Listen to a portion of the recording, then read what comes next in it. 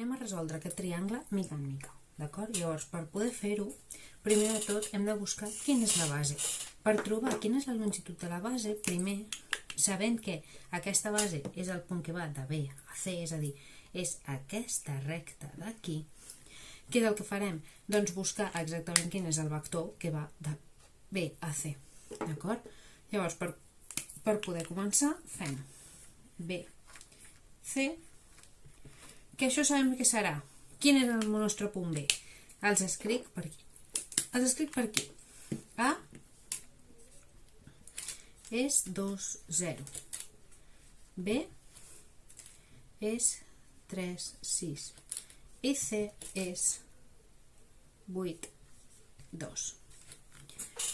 Sabent aquests tres punts, doncs què faré?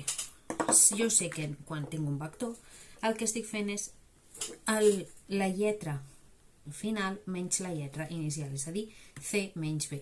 De forma que aquí tindrem què? Doncs un vector que serà 8 menys 3, és a dir, 5, i 2 menys 6, és a dir, menys 4. Sabent això, ja tenim la primera part. Llavors, com calculem la base? Doncs el que farem serà calcular efectivament el mòdul, de forma que nosaltres, al calcular el mòdul, hem de fer l'arrel quadrada de 5 a la 2 més menys 4 a la 2. I això no dona una altra cosa que arrel de 41. Ja tenim la primera part feta. Anem amb la segona. Ara volem mirar quina és la recta R que seguiria aquest vector d'aquí. Com tenim un vector i tenim un punt que forma part d'aquest vector, doncs anem a escriure com quedaria. I com ho fem això? Doncs nosaltres sabem que aquesta recta, si nosaltres busquem la recta general, per què la recta general? Perquè després és la que ens permetrà calcular l'altura gràcies a la distància que hi ha entre A i la recta aquesta d'aquí, és a dir, aquesta recta perpendicular d'aquí que tallaria per aquí un punt, d'acord? Llavors, això d'aquí, recordem que serà aquesta altura. Sí? Llavors, veurem la AX més BY més C igual a 0. Per què? Perquè aquesta recta és la que ens permetrà, gràcies a una fórmula directa, calcular aquesta longitud. D'acord? Llavors, tenint en compte això, què era la meva A? Doncs la meva A, recordem que era el vector Y, que la B era igual al menys vector de X i la C era igual a vector X, Y, A menys vector Y per X, A. D'acord? Anem a substituir-ho aquí. Què és el que tenim? Doncs tenim que la nostra recta queda tal que, si mirem el vector, doncs vindrem aquí i tenim menys 4 x menys b baixa x, és a dir, menys 5 y. I tot això d'aquí, que això queda aquí substituït com 5 per 6 menys 4 per 3. Que això, si ho resolem, dona més 42. I això s'ha d'igualar a 0. Llavors ja tenim la nostra recta R. D'acord?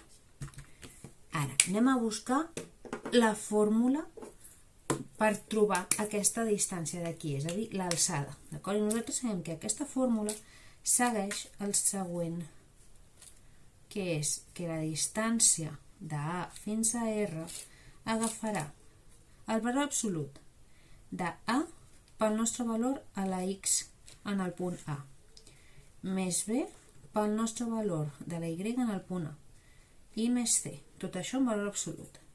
I això ho dividirem entre què? Entre l'arrel quadrada de A a la 2 més B a la 2. D'acord? Llavors, vist això, què és el que trobem? Doncs que substituint la nostra distància de A a R quedarà tal que per absolut de menys 4 per 2 Per què el 2? Perquè estem agafant, recordem, el punt A. Més, aquest més el substitueixo per un menys perquè tenim un menys 5y. I el menys 5y, la y dona 0. Per tant, menys 5 per 0 i més 42. Tot això en valor absolut. I ho dividiré entre l'arrel quadrada de què? De menys 4 a la 2 més menys 5 a la 2. Això, si ho poso tot a la calculadora, em dona que la distància de A fins a R em dona exactament 34 arrel de 41 entre 41.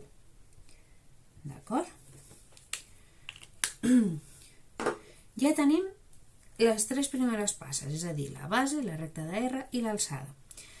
Com ja tenim la base i l'alçada, anem a fer un huequito per aquí i calculem exactament què és el que ens queda amb la fórmula de tota la vida de base per altura partit 2.